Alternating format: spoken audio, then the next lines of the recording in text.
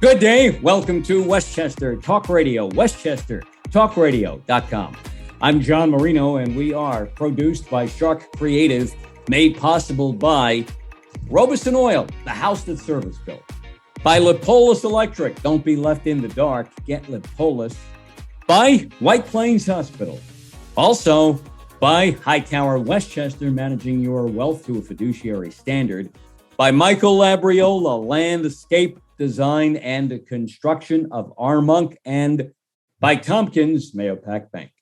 This is On the Beat in Westchester, and we are joined by John Bailey. John Bailey is the publisher and the executive editor of White Plains CitizeNet Reporter, whiteplainscitizennetreporter.com.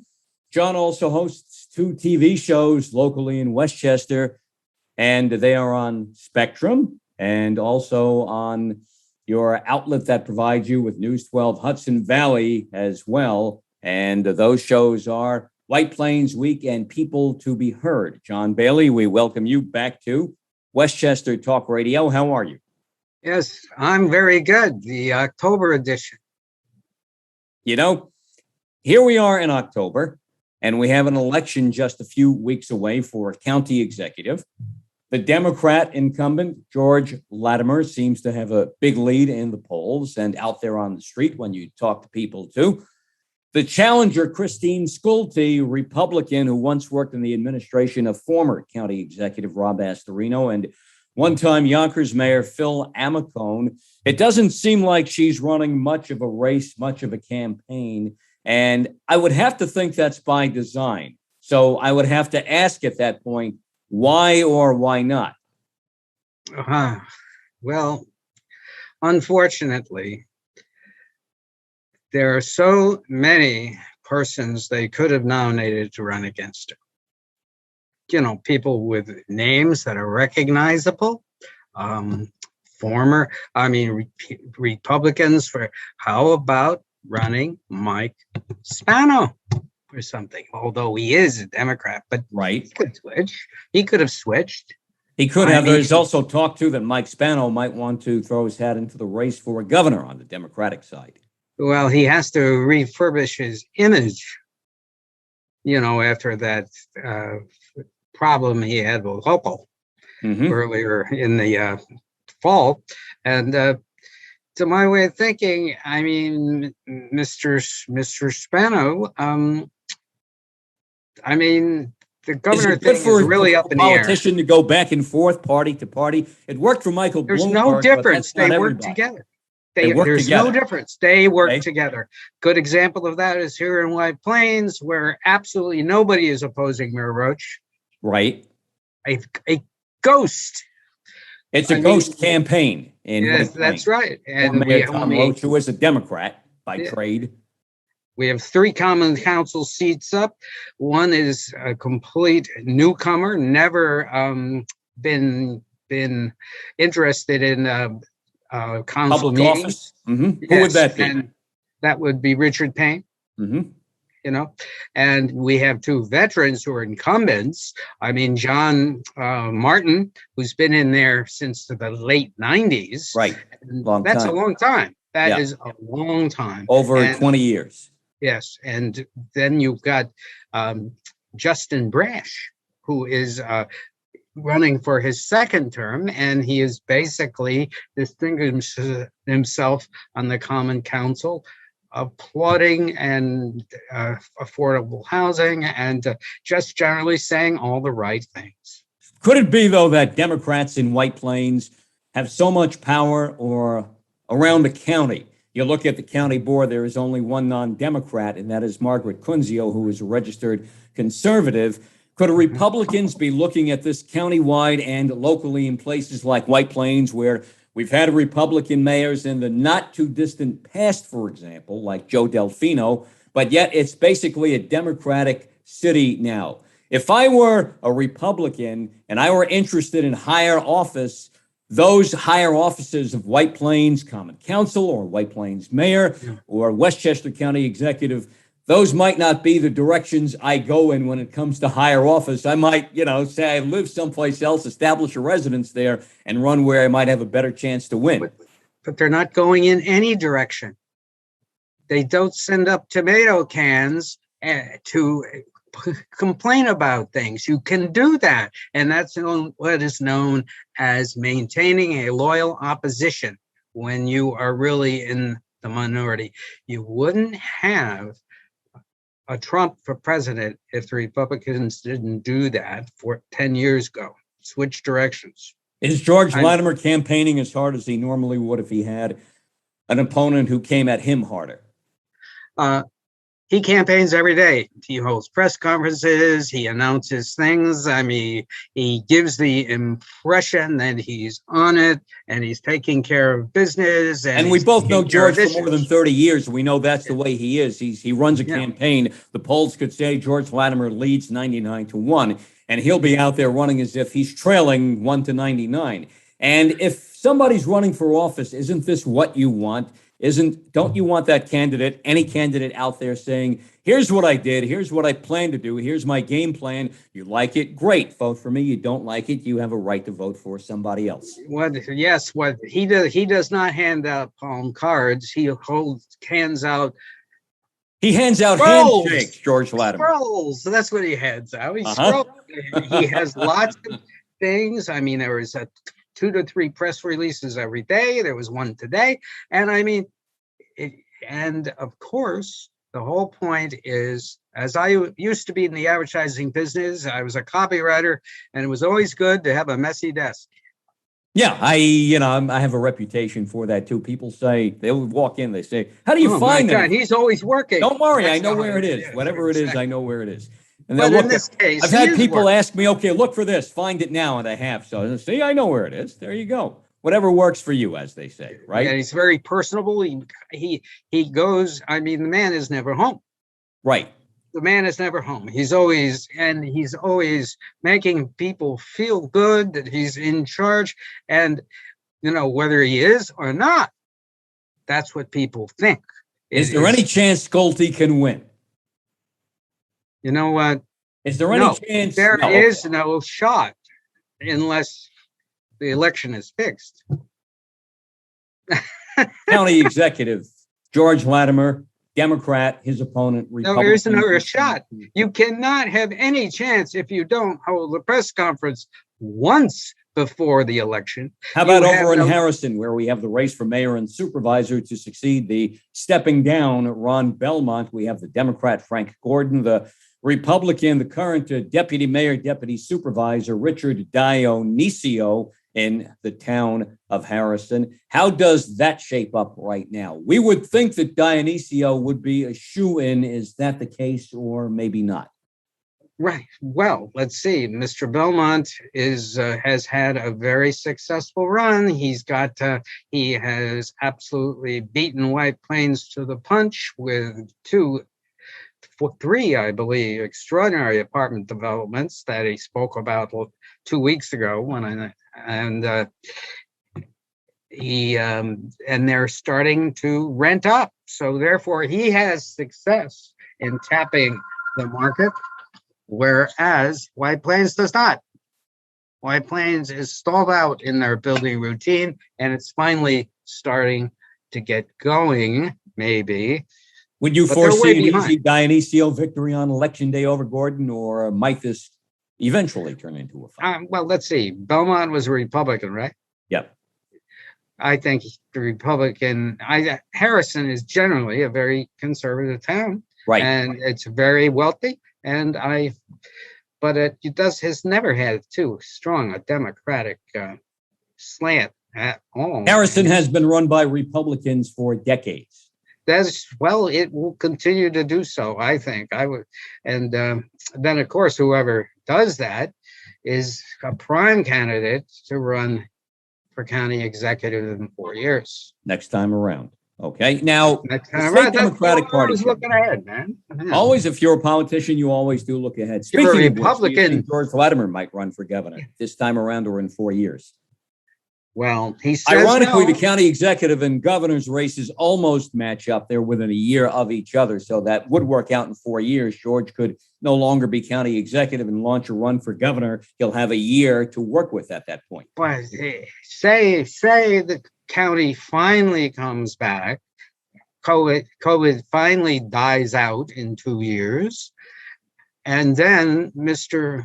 Latimer can run. I have brought back Westchester for 8 years in the face of disaster, and I have saved the county, and we are really prosperous. That's a strong, I don't think anyone else can say that. Look, Suozzi, just a representative of Congress. And as we all know, representatives in Congress do nothing. Mm-hmm. They do nothing. He was mayor of Glen Cove once. I remember that late 90s, early 2000s when Tom was the mayor. Now, I don't mean that derogatorily, but about Mr. Suozzi. He's very polished. He has a great political presence, but I don't think that sells anymore. He is a centrist, basically, too. Yes. It doesn't sell in New York anymore unless he moves far left, as has the current governor, Kathy Hochul, who has already been endorsed by State Democratic Party Chairman Jay Jacobs, who comes out of Nassau County, like Tom Suozzi does. Talk about premature dedication. Here's what gets me about that. Jay Jacobs tipped off Andrew Cuomo that he would endorse Hochul, and he felt that he just would give the former governor the courtesy of doing that. Why do that? Could it be that maybe he would like to tap into Andrew Cuomo's $18 million remaining war chest and have a few bucks thrown his way for the Democratic Party of New York State and stay on Andy's good side? Of course he would. But look, Cuomo has options. He could run running again, do you think, this time around? Might he run as an independent or as a Democrat? If he ran as an independent, then the Republicans could get in. You will have people who believe that Governor Cuomo was railroaded. Whitewashed. Right, that's right. And it also would give it would really split the whole thing into a mess. And does a Republican have a chance right now, the way things stand? Rob Astorino, Lee Zeldin from Long Island, the former county executive, Rob Astorino, Andrew Giuliani. Does anybody have a chance? I thought Dutchess County Executive Mark Molinaro might throw his hat back into the ring. He ran 4 years ago. As of right now, Mark, I believe, says he's not running. Well, everybody says they're not running, but you can always make an offer. Which can't be refused. Drafted. Right? He could be drafted. He could be drafted. Right. Yeah, you could be drafted and repositioned as a candidate again. Do you think a Republican has a chance here in New York State in 2022 to be governor? In a one-on-one race? No. Yeah. No. I mean, listen, the Republicans are on the verge of absolutely caving in the world economy if they don't go along with a debt structure. I mean, with a debt restructuring. And of course, everybody says, oh, they'll do it. They'll do it. But what will the Democrats have to give up? They've already given up half their bill. Right. A true embarrassment to Biden. But we see Joe Manchin and Chuck Schumer basically struck a deal back in July. So what's all the posturing about? I don't think that's what they do. Chuck Schumer, if you ask me, that he signed on with Joe Manchin to that back in July. Yeah, Joe, we'll keep it at 1.5. So what kind of room or leeway does a Chuck Schumer have at this point? Well, I think if that's true, and we have gone all through this crap, ignoring a lot of other stuff because of this interest, and then Schumer is ashamed. He's working both ends against the middle. He should be ashamed. Right. He's working both ends against the middle. And everybody says, well, the middle is the way it gets things done. No, if it's the middle, it stays the same. Now, somebody told me when the 3.5 became locked in that, watch, John, in the end, it's going to be 1.8. And everybody pretty much knows that. And I said 1.8 from 3.5. You told me 2.7, 2.8. Okay, I can believe that. 1.8. But then we hear about the Schumer-Manchin supposed deal. And I'm not going to say 1.8 now, 1.5, 3.5. Maybe you meet at a 2.3, for example. Just a few thoughts that went through my head. Has Schumer confirmed that? No, he has not, but supposedly his Hancock is on a piece of paper, supposedly, that he signed on to this with Joe Manchin. Well, we'll just have to see. But I mean, it's certainly what it does is if Schumer has done that, he is basically handed the Republicans another tremendous wedge to flail Biden with, and the Biden administration with, and the Democrats with in the 2020 election. Back to the New York Democratic Party race election. For governor. Yeah. When we talk about that and how that might affect the race for governor in New York and the Democratic Party candidate eventually, Kathy Hochul is governor. And now the midterms are going to kill him. The midterms are midterms a year away. Yeah, already a year away from now. And we'll see what happens then. A lot of people are convinced that Republicans will take over again. I'm not, because when it comes to an election, we have to wait for the votes to be counted, as we've learned in recent election cycles, and then we'll see what the numbers say at that point. But for governor of the state of New York, on the Democratic side, Jay Jacobs has endorsed Kathy Hochul. Letitia James has apparently been out there trying to raise some cash. New York City public advocate Jumaane Williams a couple of weeks ago supposedly talked with some big bucks people trying to get a leg up on James and the left wing of the party. Again, Mike Spano, the Yonkers mayor, rumors are he might throw his hat into the ring. Pretty much still newcomer, almost newcomer, State Senator Alexandra Biaggi may throw her hat into the ring too, we hear, and that makes a little more sense as to why Alexandra Biaggi may have gone after Andrew Cuomo so hard to try to get him to resign the way she did. Tom Suozzi, for example, State Controller Tom DiNapoli, and Bill de Blasio, let's not forget him. It's, if you're a registered Democrat, it seems like everybody's coming out of the woodwork right now and might want to run for governor. Yeah. The best thing that happened to all these wannabes is when the Cuomo allegations came to life, was that it was a way to get rid of the bull in the china shop, the elephant in the room, which was Andrew Cuomo, who was totally unbeatable until these allegations surfaced. And remember, worked, and they are allegations. They are allegations. There's still no trial that's started yet. By the way, Andy Cuomo is at last sight. He was in a boat off Long Island with his dog, Captain, back with him, and he was giving Captain a nice little rub on the boat. And Andy has grown a little bit of a beard as well too in his time in office. So. Yeah, and he had a big smile. A new image. He seemed to be enjoying himself. Perhaps, maybe he has adopted a born-again Christianity stance. Maybe he's saying to himself, gee, I'm glad I'm not governor anymore and have to deal with what I have to deal with on a day-to-day basis. He had a huge smile on his face in this picture, rubbing down Captain, and that was good to see, obviously. Well, he's always smiling. Yeah, he's always smiling, but in a or glaring. It seemed a relieved kind of a smile. And I think, maybe Donald Trump thinks the same way, that he's trying to make you think he's going to run for president again. But in the back of his mind, he's saying, I don't need that again. Look, he's 64, 65 years old. Andrew Cuomo is in his mid-60s. Yeah, Donald he's 63, Trump is 64, 65 years old. He's not going with anybody now. No. I mean, he now is free to date. He's a free man to do as he pleases. He's free to date. Free to do whatever he likes. That's right.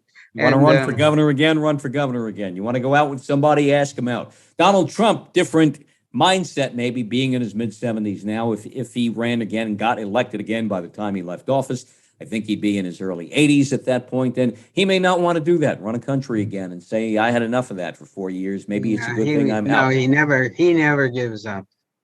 He has no I think that's another situation we'll have to wait and see how the tea leaves blow and what direction the tea leaves blow. Absolutely. Well, and Andrew Cuomo will both take it from there. We shall see. John Bailey is the publisher, editor of Plains CitizenNet Reporter, host of White Plains Weekend People to be heard on Verizon and Spectrum TV around Westchester. John Bailey, thank you for being here on Westchester Talk Radio on the Beat in Westchester. The Hudson Valley is to receive more than $90 million from the state to fight the opioid epidemic. The opioid epidemic. I thought maybe by now we'd make some inroads there. It seems like we are going in the wrong direction. In COVID, well, could we jail some like people? We're going the right way. Could we jail some people?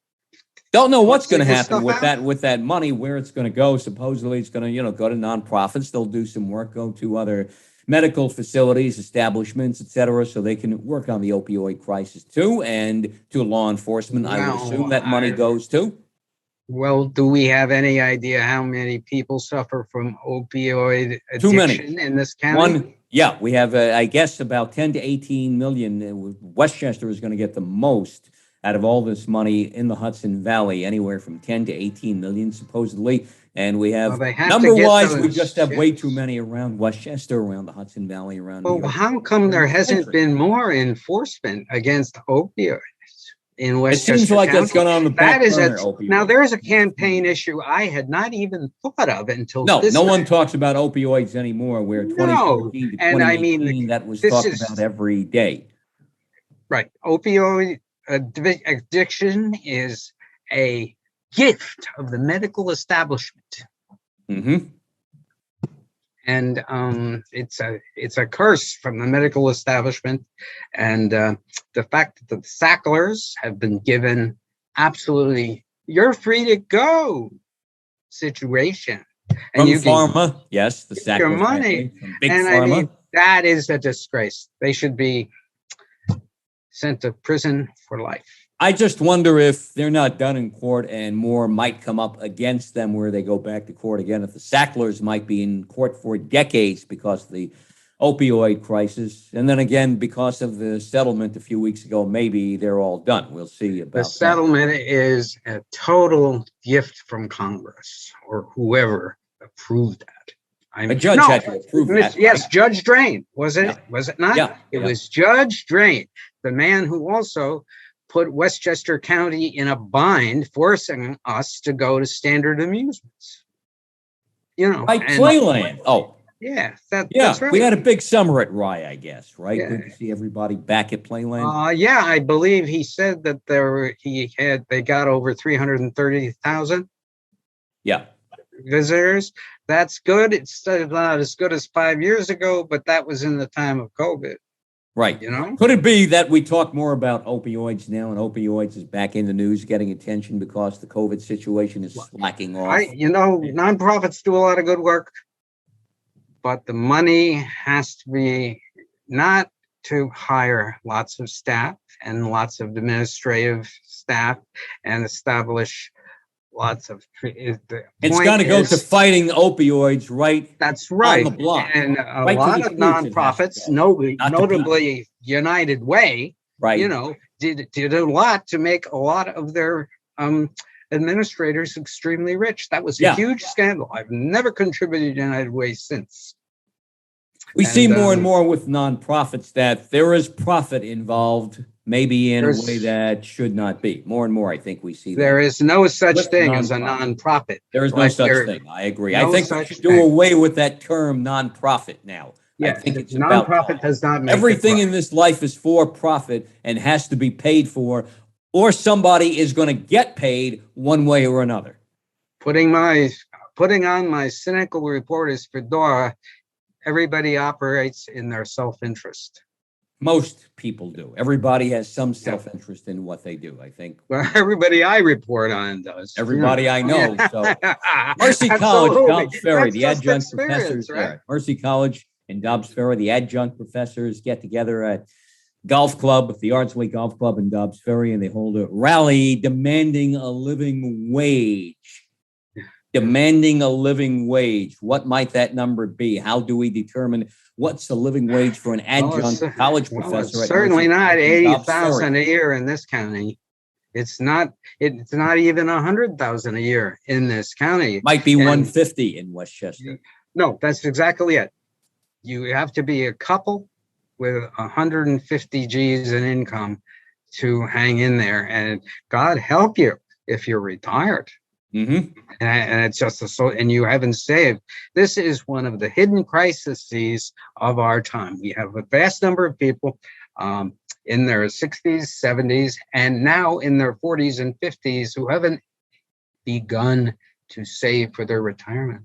Mm-hmm. This is hidden iceberg. You're going an iceberg of misery. Is this accounted for in DC when we put together $3.5 trillion budget asks expenditures? Well, I don't think building roads is the answer. Do you? No. I think building people is the answer, and that's what Washington doesn't seem to want to do. We do have to build roads. I think we, to some extent, obviously have to do that. We do have to drive over them and through the Holland Tunnel, and that project is stalled for years. And that's why it's only 1.2 for and the Sprainbrook Parkway. People infrastructure, Sprainbrook Parkway. Sprainbrook, yes. The Hutch, so much work has just been done, a rebuild project on the Hutch recently. Sections of 684 need work. Sawmill needs work, everything we can think of. New England Thruway needs work, no question about that. A lot of Westchester up and down. You go on the NET from the Bronx border all the way up to Greenwich. There's a lot of work that needs to be done both ways. Now, we can take all these major roads and back roads around Westchester too. Route 9, for example. Well, 9A. Try doing that in Tarrytown. They've been talking about double-decking Route 9 since I was in my 30s. I can take you on strips in Dobbs Ferry, Irvington, and through Tarrytown and Sleepy Hollow on Route 9 and sections that have needed work for years. You have manhole covers that sink into the wind, basically, just north of Irvington High School on Route 9. It's been out there for decades and into Tarrytown, northbound, southbound, right by 287 in Tarrytown. Looks like they've done some work there recently, but a lot more to go. We have so much to invest in our roads and bridges. It's also a very crowded town. I think that 1.2 trillion covers a lot of that, obviously. Yeah. Maybe we need more, but from a personal infrastructure standpoint, that 3.5 is 3 times the 1.2, basically. And like you said, a lot more needs to be invested in people. In the end, we'll see how much is invested. Well, I guarantee that a lot of it is going to go to Kentucky. A lot of it goes to places that may not need it as much as. Believe me, Kentucky has no traffic. Well, that's because I have driven through Kentucky. I've heard. It has no traffic. Others who have driven through Kentucky, and they tell me it's been their worst driving experience. So because of all the construction. Yeah, because it's always under construction. There's much more construction that goes on in the south. Roads to nowhere. Roads to nowhere. There you go. Yep, Road to Nowhere, big song back in the mid-'80s by Talking Heads. There you go. Yeah. I remember it well. Used to play it when I worked at the old WSBH FM on Long Island in 85 and 86 back then.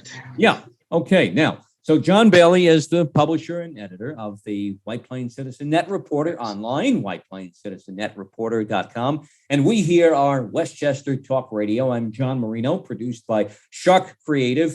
We are on the Beat in Westchester here at Westchester Talk Radio. John Bailey, as we move, hopefully, step by step out of COVID, it's a slow movement, a slow move there too.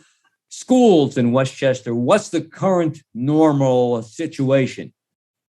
Well, in White Plains, it's all open. Everything is open, and they have elaborate new testing procedures in place. And they are also encouraging parents not to send children to school if they're sick. And the schools are doing reasonably well. But we did have some rambunctiousness in a cafeteria. We had a cafeteria altercation incident, second day of school.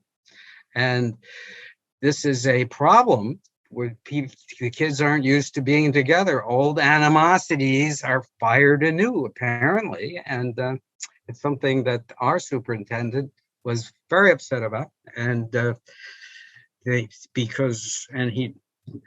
so therefore, that's the issue we saw in White Plains. Now, around Westchester, I guess we have most students back, but some remote learning going on.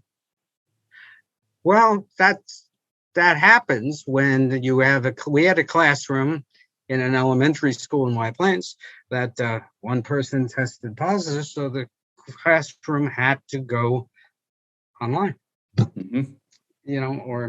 remote, and they all had to be tested. COVID around Westchester, is this decreasing now? Are we decreasing in numbers with? Well, the last 2 weeks we're under 1,000 new infections a week. We had 1,000 infections a week for 7 straight weeks, and then it dropped to about 987 2 weeks ago, and it was, which is still too many, but Delta seems to be under control now, I guess, correct? Locally? Well, it depends on how October spreads. We're now into 3-day weekends. We're into Halloween, strangers coming into other houses. We have the new Mu variant coming our way too. We have the new Mu variant coming our way from Colombia and Ecuador. Talk of another variant that might be out there as well too. That tells me we're still months away from getting out of this. Yeah. One thing that the New York Times pointed out in a very obscure positioning in their paper last Friday was that when you have breakthrough infections of COVID and it doesn't bother you too much, but you're still not wearing a mask, well, you can spread it to other people because the germs may be in your nose, the COVID germs may be in your nose or your mouth. So even if you're totally vaccinated, the medical profession, based on Times poll of folks, feels that you should mask up because you could be an unwitting typhoid carrier, You would have the germs in the mouth and the nose and breathe it out, and to other people not wearing masks who may not be vaccinated, or children under 12 who aren't eligible. Are we moving in the right direction on vaccines, step by step? Well, I know a few holdouts now who told me, somebody texted me yesterday and said, you know what, I'm thinking about getting the vaccine next week. What's he thinking about? I think I'm going to get it next week, to which I responded, how about today or tomorrow? Well, look, 11,000 people got it about a week ago at the county center, which was really that. George Latimer reported that 2 weeks ago when we had this break downward in infections. And people should be getting them. But look, everybody likes to think it's over, but if you're not vaccinated, it may not be over for you.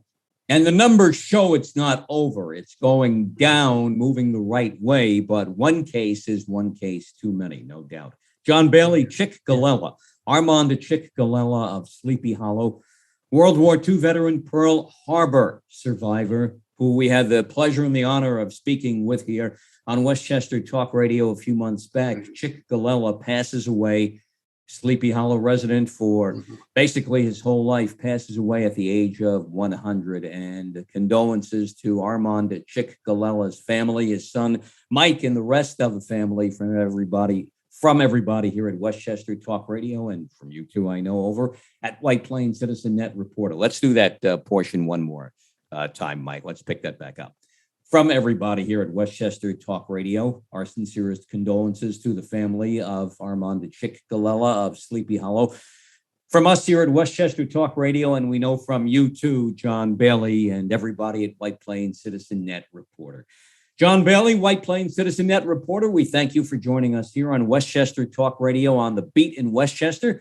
We'll talk again in a few weeks. John Bailey also is the host of White Plains Weekend People, to be heard on Verizon and the Spectrum Cable around Westchester. Check those shows out if you would. John, we thank you. And next time we talk, it'll be right around Election Day. Let's see what happens between now and the time the numbers. Yeah, I'm on edge, aren't you? Me too. Yeah. Yes. That's why we do this, right? I think we might always be on edge. No, this election is the most boring election we will ever see. One of the most boring. I predict an incumbent sweep. John Bailey, we thank you as always here on Westchester Talk Radio. I'm John Marino. We are produced by Sharc Creative on the Beat in Westchester, made possible by Robeson Oil, the house that service built, by Lipolis Electric. Don't be left in the dark. Get Lipolis. By Hightower Westchester, managing your wealth through a fiduciary standard. By White Plains Hospital, also by Michael Labriola. Michael Labriola, landscape design and construction of Armonk, and by Tompkins Mayapack Bank. Catch all of our Westchester, Rockland, Putnam, Dutchess, Orange, and Fairfield County Talk Radio programming on our YouTube channel, Sharc Creative YouTube, and download our app. Yes, we have one now. Take it with you anywhere and everywhere you go. It is called Westchester Talk.